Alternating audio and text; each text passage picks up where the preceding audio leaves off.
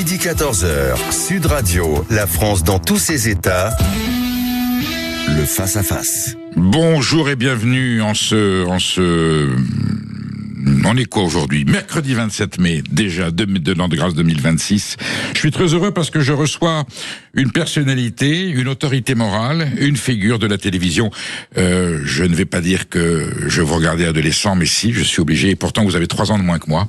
Voyez, mais j'avais l'impression d'être jeune quand je vous écoutais. Je parle de Mac Lesguy, bien entendu, qui est l'inventeur de la formule après Einstein, E égale M6.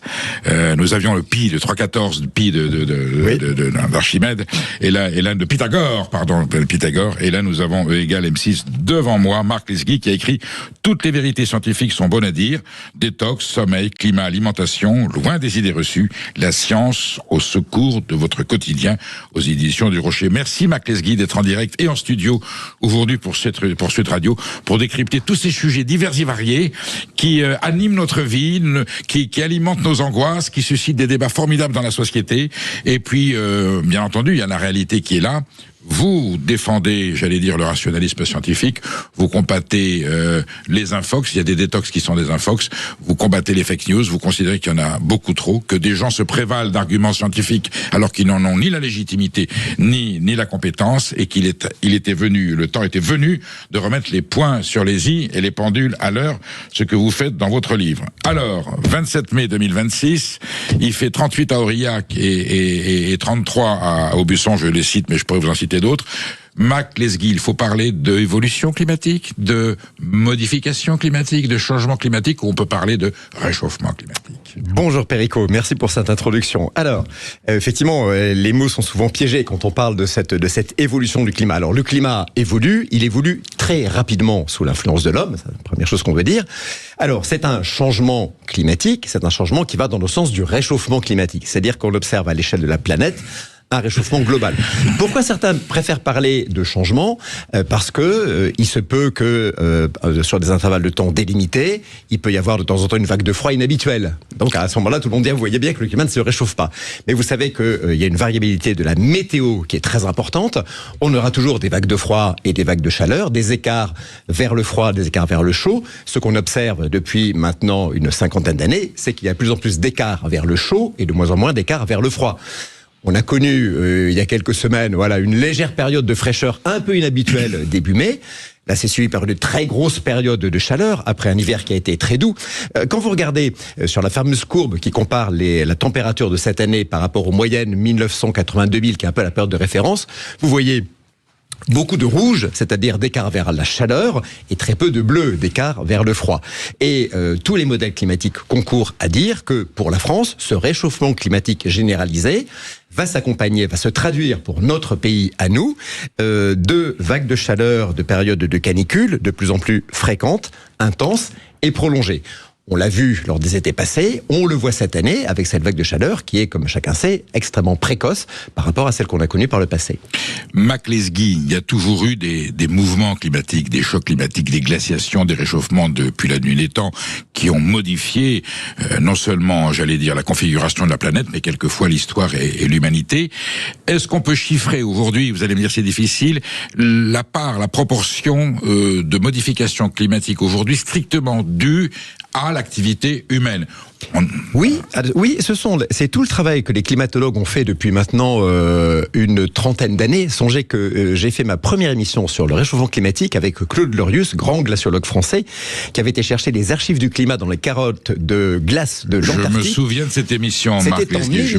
C'était en 1992. Et alors depuis, vous avez des centaines de climatologues qui vont faire tourner des modèles sur ordinateur pour comprendre ce qui se passe. Et aujourd'hui, on peut dire tout à fait clairement que, bien sûr, il y a eu beaucoup de changements climatiques par le passé. Il y a eu des glaciations, il y a eu des périodes extrêmement chaudes. À l'époque des dinosaures, par exemple, il faisait très très chaud. Le niveau des mers était beaucoup plus haut qu'aujourd'hui. Il n'y avait pas les grandes calottes glaciaires. Mais ce qui frappe, c'est que on voit très bien, quand on regarde l'histoire du climat des siècles et des millénaires passés, c'est que les changements climatiques prennent toujours plusieurs milliers d'années.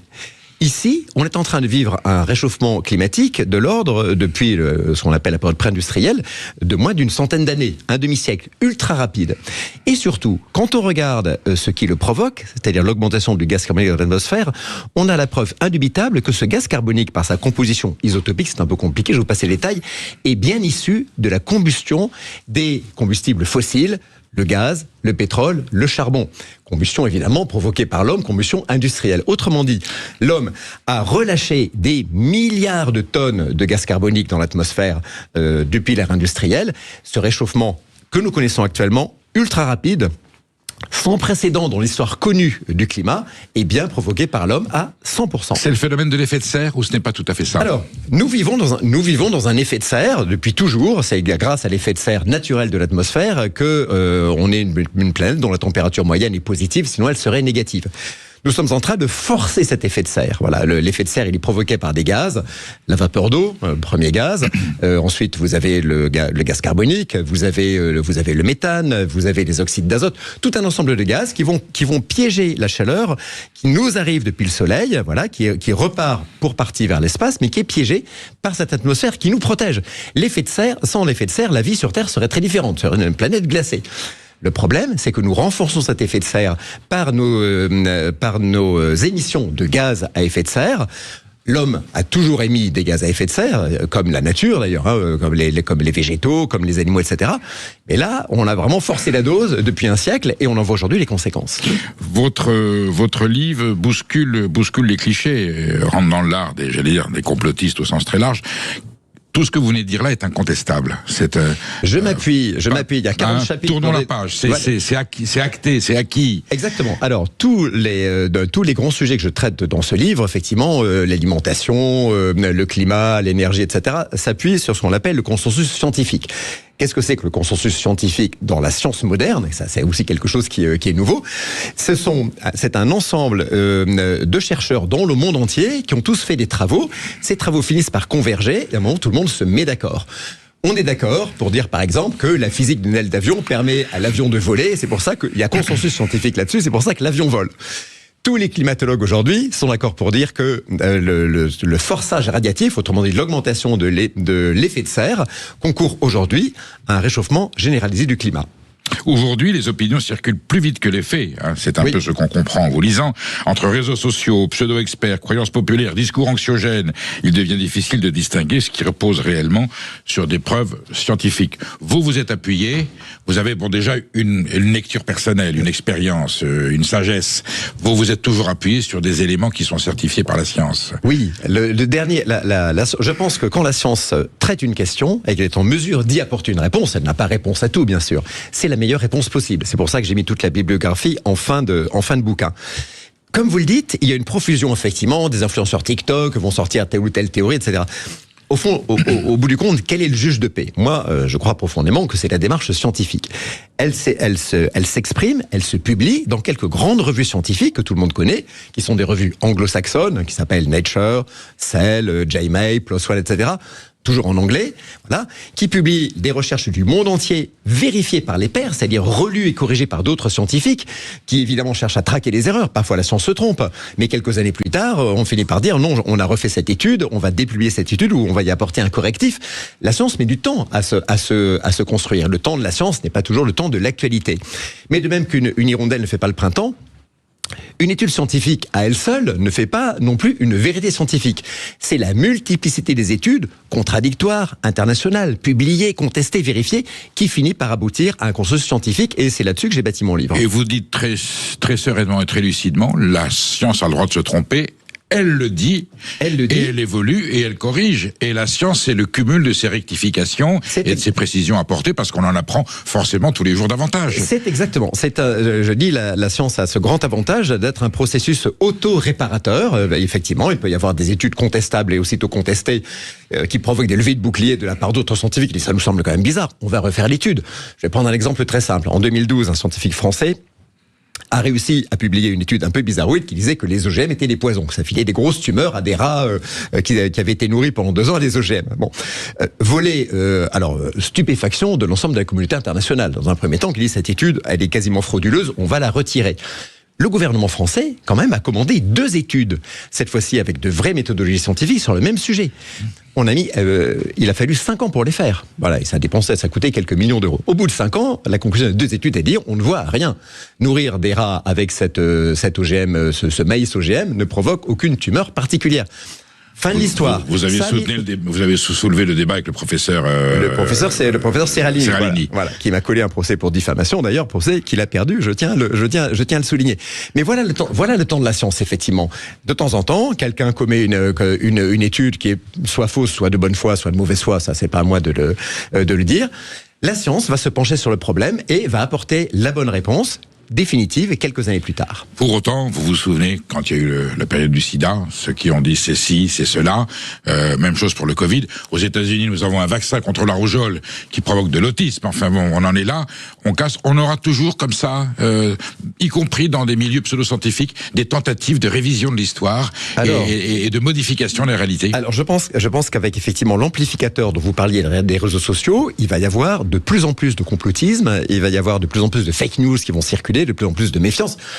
Vous citez le cas de la rougeole, c'est quand même exemplaire. Aux États-Unis, cette maladie était considérée comme éradiquée dans les années 2000. Tout le monde vaccinait ses enfants, effectivement, ça posait aucun problème.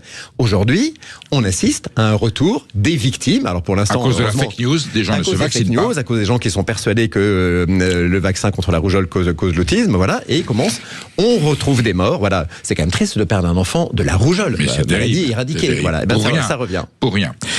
Ça commence sur des chapeaux de roue. Je reçois Mac Lesguy, auteur de Toutes les vérités scientifiques sont bonnes à dire aux éditions du Rocher, détox, sommeil, climat, alimentation. On passera pas tout en revue, mais on va essayer d'en faire un maximum en 1 heure. Vous nous appelez au 0826 300 300. Vous avez évidemment des centaines de questions à poser à Mac Lesguy parce que vous êtes concerné par toutes les thématiques qu'il approche. Il vous répondra, vous savez, avec beaucoup de sérénité. Il étaye son propos et en général, quand il parle et qu'il affirme, c'est qu'il a vérifié le bon fondement de cette information. À tout de suite au 0826 300 300. Emmanuel Galasso attend votre appel et les transmettra à l'antenne. On discute ensemble. Toutes les vérités scientifiques sont bonnes à dire. Êtes-vous d'accord ou pas? À tout de suite sur Sud Radio. Pour votre santé, limitez les aliments gras à les sucrés. Midi 14h, Sud Radio, la France dans tous ses états, Perico Légas. Vous êtes bien sur Sud Radio, il est 13h19 et j'ai le bonheur et l'honneur de recevoir Mac Lesguy, auteur de Toutes les vérités scientifiques sont bonnes à dire aux éditions du Rocher, détox, sommeil, climat, alimentation. Loin des idées reçues, la science au secours de votre quotidien. Vous voyez, ça me fait la totalité. Le titre du livre me fait la totalité de l'émission. Mac Lesguy, on a discuté là ici avec ferveur et précision sur les grands enjeux climatiques actuellement. Un dernier mot sur le climat. Je dénonçais hier le fait dans mon humeur que la Commission européenne a fait un rapport suggère que les data centers qui vont être installés, qui vont être vitales à l'alimentation de notre système numérique, ne devront pas être alimentés avec de l'énergie nucléaire ou de l'hydroélectrique, mais uniquement avec de l'énergie durable. C'est clownesque ou c'est irresponsable? C'est clownesque. Déjà, c'est clownesque et c'est irresponsable. Déjà, c'est pas de l'énergie durable. Il faut savoir que un data center doit fonctionner 24 heures sur 24. Il est hors de question que ça s'arrête. Face à ça, les éoliennes ou les panneaux photo, les centrales solaires ne servent à rien. Par contre, ce qui va servir, ce sont les gazoliennes, c'est-à-dire le couplage entre une centrale à gaz et une éolienne. Le data center va pas tourner quand il y a du vent. Voilà. Ou bien donc de l'hybride. Donc du gazole solaire. Voilà, et ça se traduit par l'émission, encore une fois, de millions de tonnes de CO2 supplémentaires, parce que quand vous brûlez du gaz pour en faire de l'électricité, ça fait du CO2. Voilà. Donc c'est une mesure totalement anti-climatique. Pour alimenter des data centers, il faut des sources d'électricité pilotables. On en connaît 2 aujourd'hui qui sont bas carbone, vous les avez cités, c'est l'hydroélectricité, les barrages, c'est pilotable, et c'est le nucléaire, c'est pilotable. En dehors de ça, toutes les solutions préconisées par la communauté européenne sont climaticides, qu'on soit clair. On est comme des paysans, on attend la pluie, on attend le vent, on attend le soleil, et s'il n'y en a pas, c'est la disette. Et pourquoi pas dire, tiens, mais les TGV vont marcher aux énergies renouvelables. Les TGV à voile, voilà. Le conducteur disait, écoutez, il y a un nuage, on va attendre que le soleil brille à nouveau, et on redémarrera, on va attendre une rafale de vent pour que le TGV redémarre. Alors, Mac Lesguy, dans le TGV, il y a déjà des expériences, on attend 8 ou 9 heures, le temps que le directeur général de la SNCF locale ait envoyer un tracteur pour chercher le train en panne. C'est un autre sujet. Mac Lesguy, le sommeil et ses effets sur la santé. Je pourrais prendre tous les thèmes qui sont dans votre livre.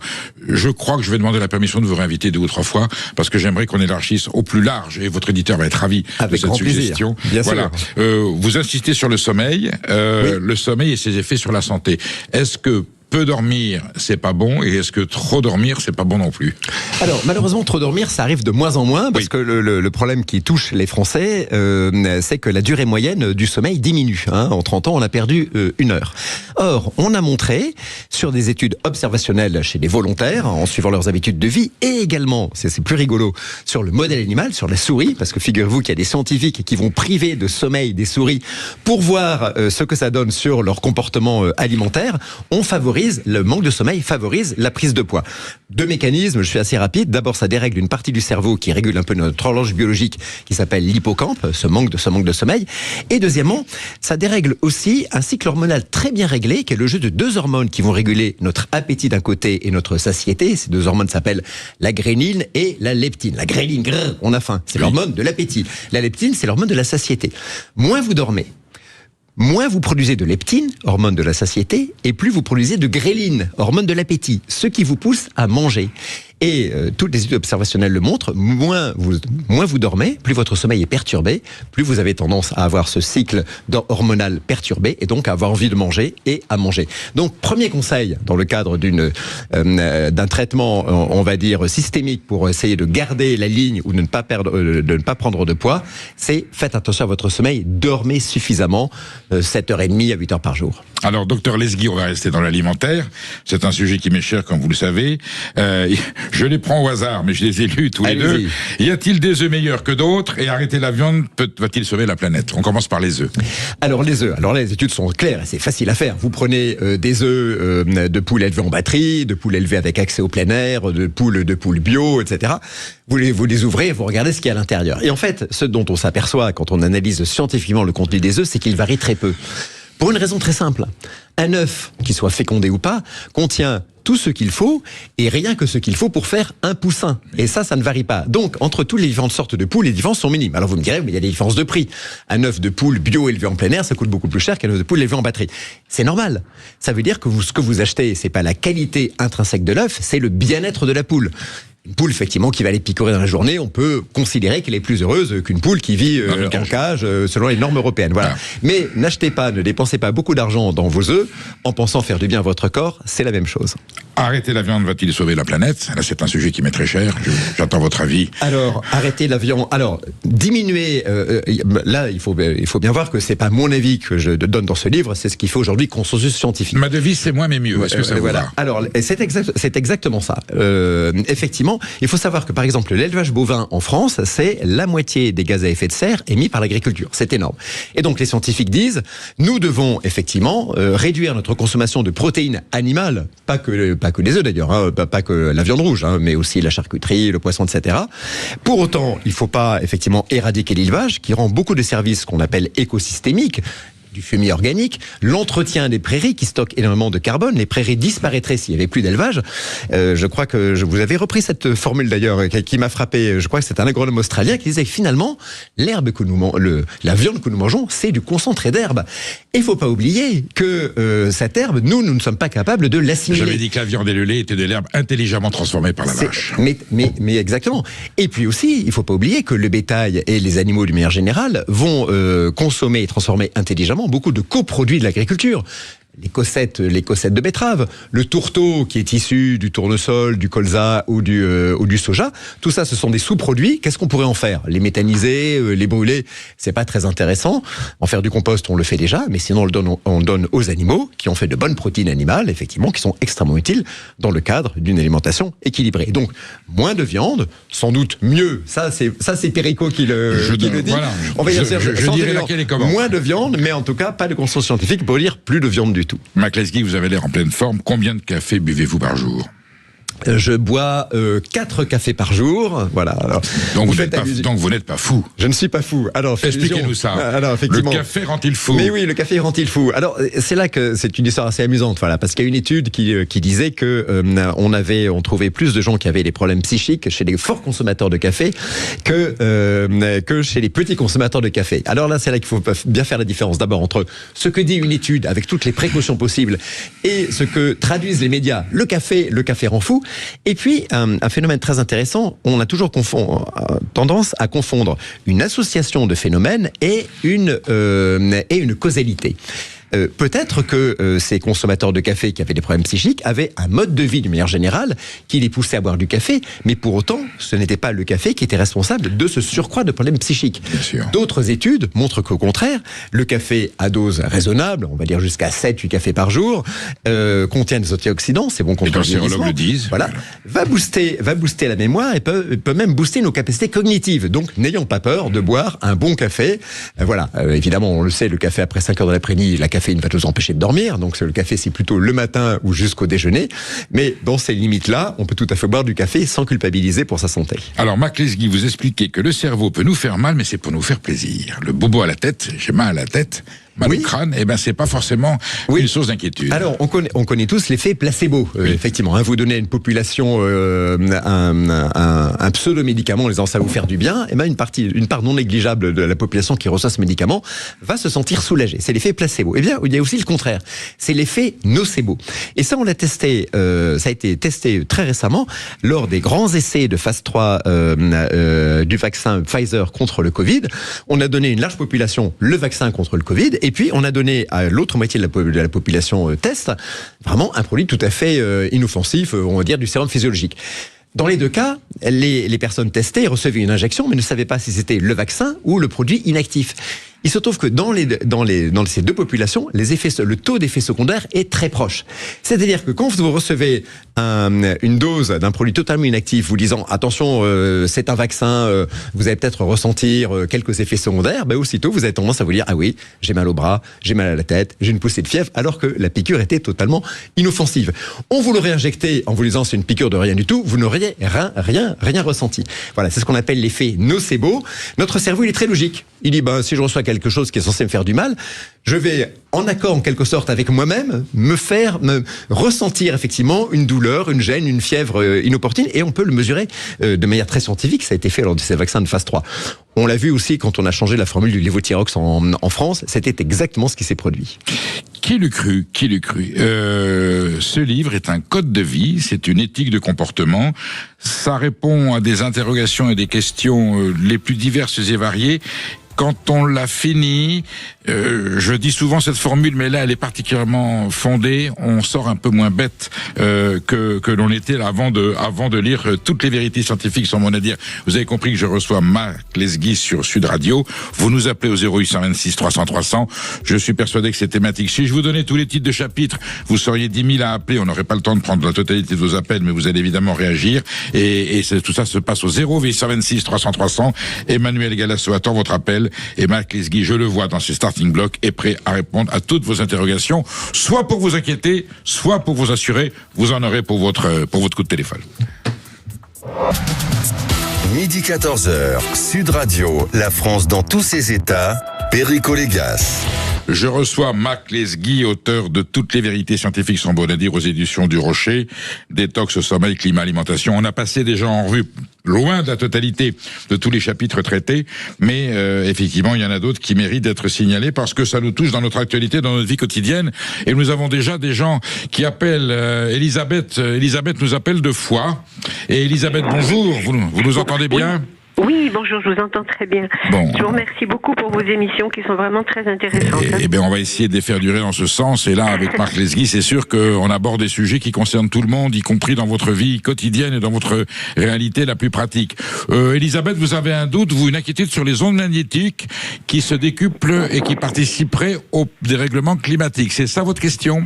Oui, en fait, puisque, si vous voulez, pour moi, c'est qu'on considère qu'on a mis on a mis la Terre dans un four à micro-ondes, en quelque sorte, avec ce déploiement d'antennes, en particulier les systèmes HARP, où il y a des centaines d'antennes ou des milliers d'antennes, je sais pas, dans certains territoires de l'Alaska, etc. Et donc, on sait qu'un four, c'est la même technologie que les fours à micro-ondes, c'est des hertz, hein, donc, enfin, je veux dire, c'est des fréquences qui augmentent. Un four à micro-ondes, c'est à peu près, je crois, dans les 800 kHz. Nos téléphones portables et les antennes aujourd'hui émettent des gigahertz. Or, 1 giga, c'est 1 milliard de hertz. Donc, est-ce que ça participe pas au réchauffement climatique? Est-ce qu'il y a des études qui ont été faites là-dessus? Est-ce que c'est un sujet qui est rarement abordé? Voilà, et en sachant qu'il y a une histoire d'ion aussi, c'est-à-dire que la vie est faite pour vivre des ions plutôt négatifs. Hein, ça, c'est l'air de la nature, des cours d'eau, etc. Et ces appareils, cette technologie émet des ions positifs.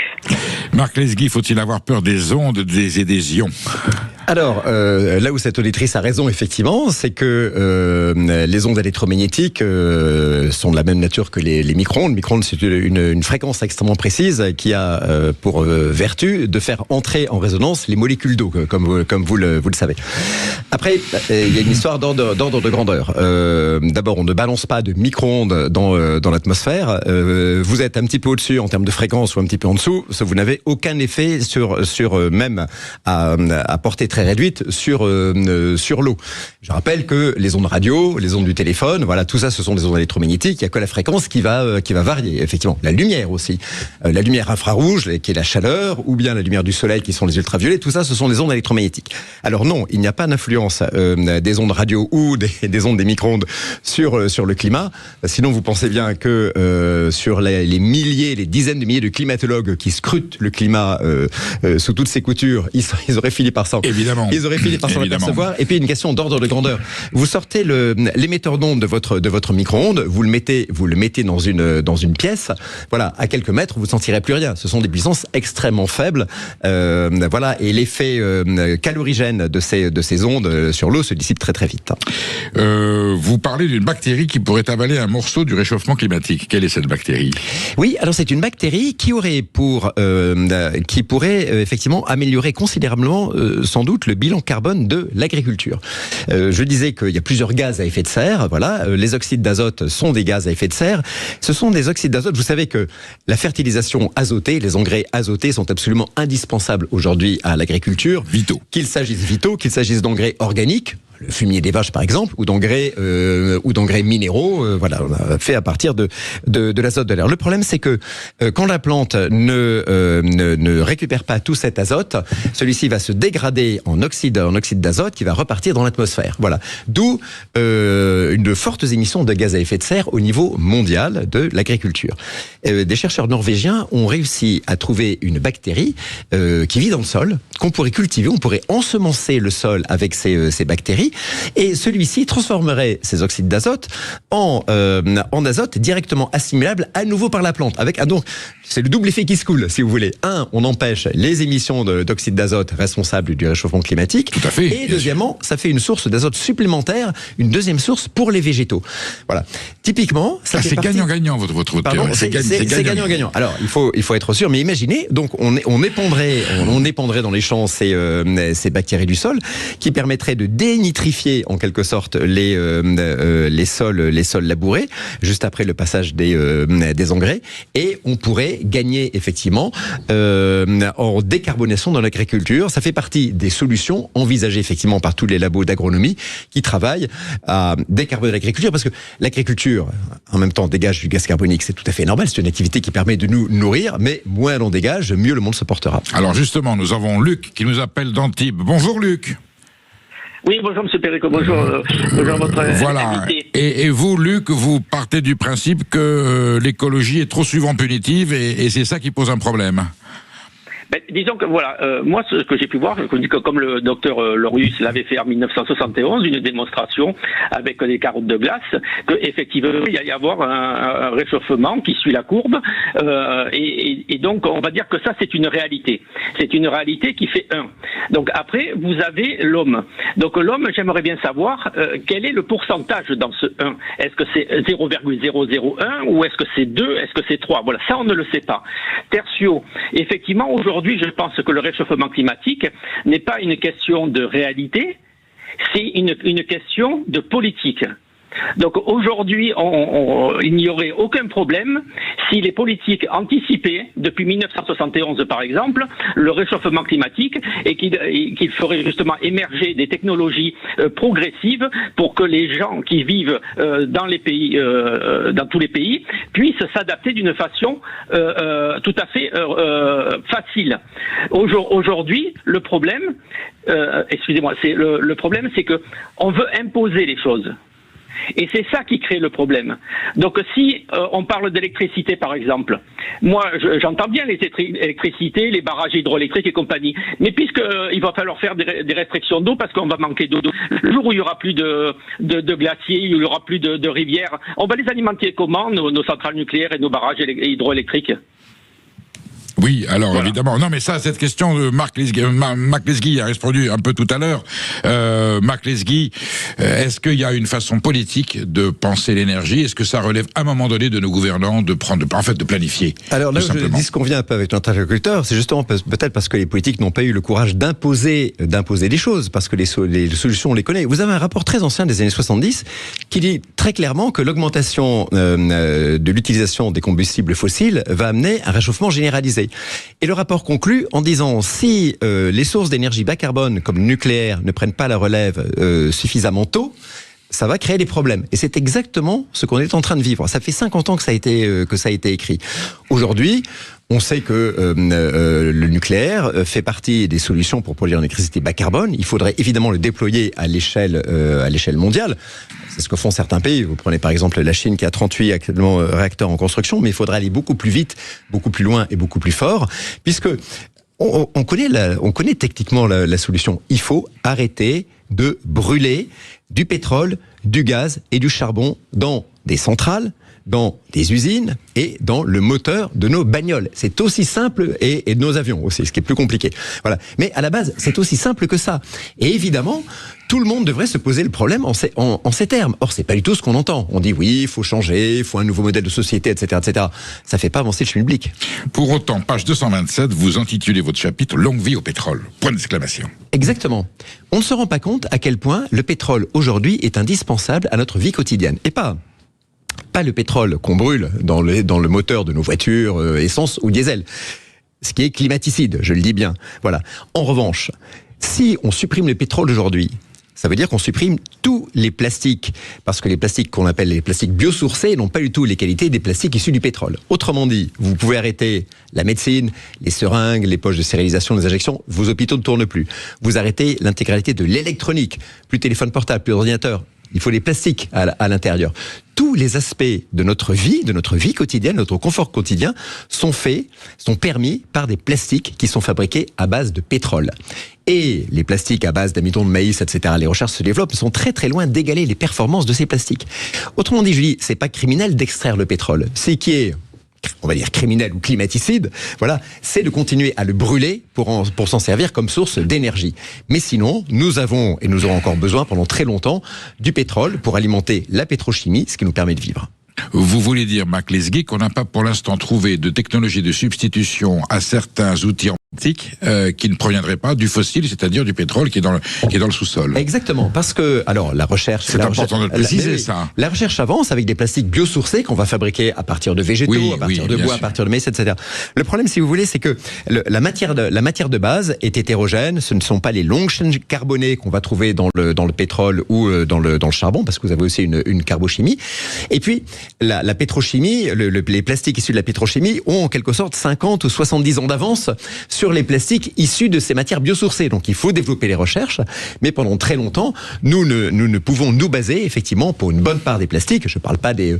vous avez par exemple des sacs alimentaires, vous savez, en plastique biosourcé, on commence à faire des tissus, à partir de lyocell, à partir de cellulose, etc. Mais une bonne part des plastiques, pour une bonne part des plastiques, le pétrole reste incontournable. Vous êtes sur Sud Radio, il est 13h44, je reçois Mac Lesguy, auteur de Toutes les vérités scientifiques sont bonnes à dire aux éditions du Rocher.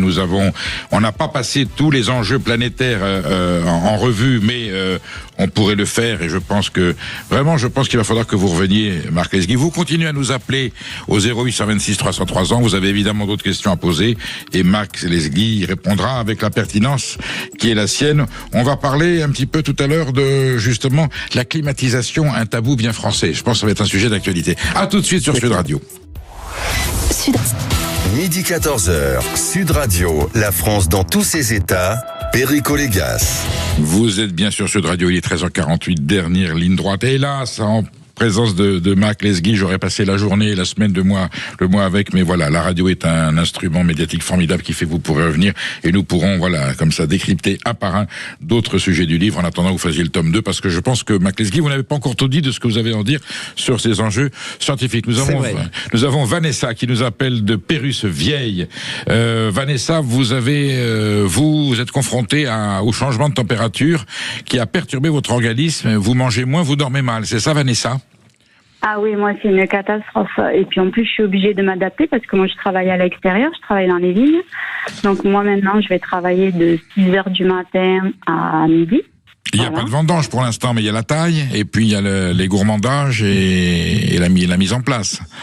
Voilà, nous on remonte les filets, on balise effectivement, donc ça nous fait un tout petit peu d'ombre. Maintenant qu'en 3 jours là, vous imaginez pas ce que ça a poussé la vigne. Ça a pris, avec cette chaleur, on va être très en retard par rapport à les chaleurs. Il faut pousser la vigne très rapidement, et du coup à chaque fois on se retrouve en retard à cause de ces chaleurs très très très très fortes pendant plusieurs jours. Et Vanessa, vous voudriez savoir comment aider votre corps à s'adapter. C'est un peu la question que vous posez à Mac Lesguy. C'est ça, parce que moi, la chaleur la nuit m'empêche de dormir. Mon corps me demande de manger beaucoup moins. Sinon, quand je me retrouve à la chaleur, je dors. Moins besoin d'énergie. Voilà. Donc, effectivement, comment arriver à supporter ces chaleurs la nuit? J'ai beau ouvrir les volets grands la nuit, faire entrer la fraîcheur, il fait quand même trop chaud.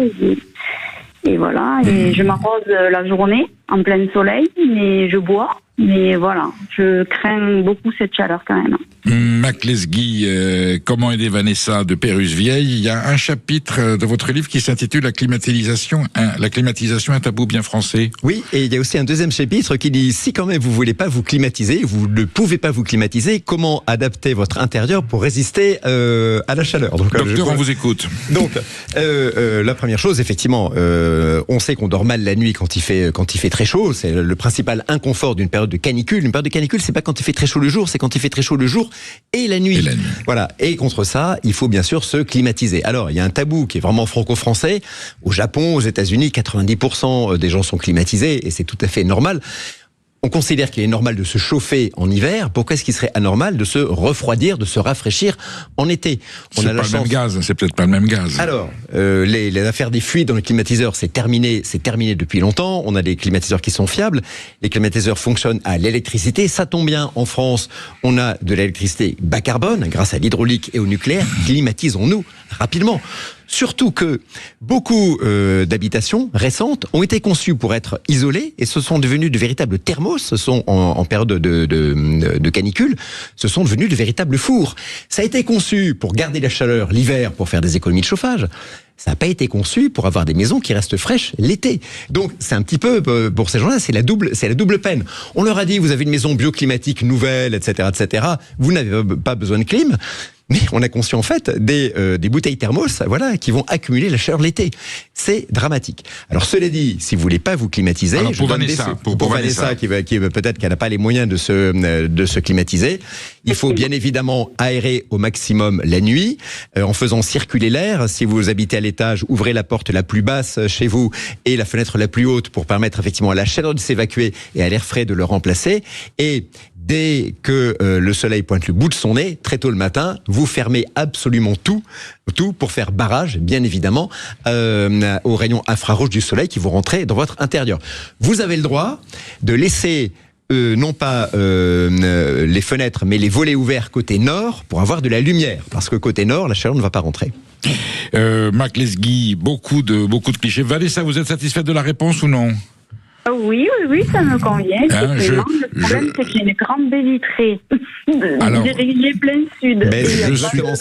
Je suis confronté au même problème que vous, donc j'ai un effet de serre à l'intérieur de la maison et je pratique ce que Mac vient de suggérer.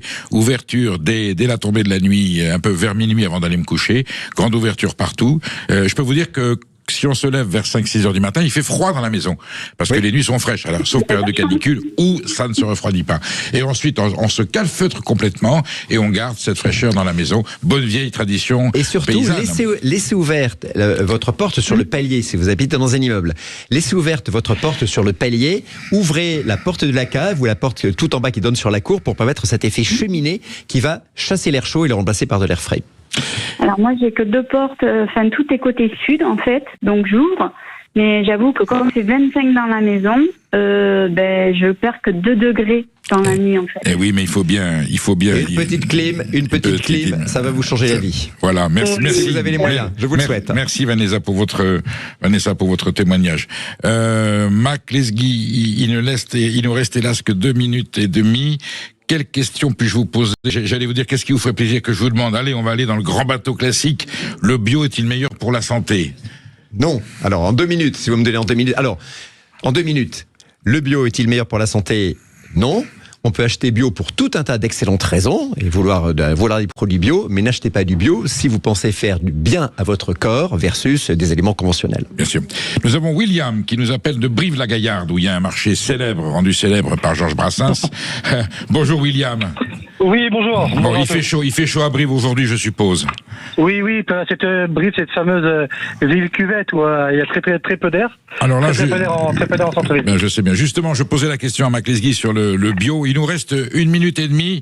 Vous essayez d'avoir la meilleure alimentation possible pour être en bonne santé, et pourtant vous dites que vous y perdez un petit peu à cause des vérités et des contre-vérités. Voilà. Alors brièvement, moi j'ai été joueur de rugby professionnel, donc à une époque où la nutrition n'était pas forcément un vrai sujet au quotidien. On l'a compris sur la fin de carrière en devenant réellement pro, quelle était importance sur la performance, sur la récupération, sur la prévention des blessures, sur plein de sujets. Et aujourd'hui, moi je travaille dans la boxe, donc je suis agent de boxeuses qui ont cette notion, vous savez, de poids à respecter tout en gardant une forme optimale et tout en étant la plus résistante à l'effort et aux blessures. Et c'est vrai que c'est un sujet qu'on a régulièrement parce que on entend tout et son contraire sur cette partie-là. Là, j'ai une boxeuse qui samedi prépare son championnat du monde et une autre qui prépare le championnat de France samedi. Et afin d'être au poids, on entend des choses qui peuvent être quelquefois opposées. La donne n'est pas la même. Exactement, de plus en plus de spécialistes. Il reste 1 minute, Mac Lesguy. Est-ce qu'on peut éclairer un peu la Vous savez, on entend des tas de choses. La science est très prudente, effectivement, sur l'alimentation. Et je pense que quand on a qu'on a rappelé les conseils du PNNS, qui est de manger au moins 5 fruits et légumes par jour, de éviter de manger trop de viande rouge, de charcuterie, de réduire un petit peu donc sa part de protéines animales, voilà, et puis de faire de l'activité physique. Mais là, William, on sait de quoi il parle. Et d'éviter de manger trop gras, trop salé, trop sucré. On a tout dit. Voilà. Tout le reste, c'est de la littérature. Donc ce sont des codes simples, il faut les appliquer de façon... C'est une éthique à appliquer tous les jours, il faut être vigilant, exigeant. Après, 5 fruits et légumes par jour, 5 portions de 80 grammes, c'est pas évident. On va sous toutes ses formes d'ailleurs. Frais, conserve, surgelé, c'est la même chose.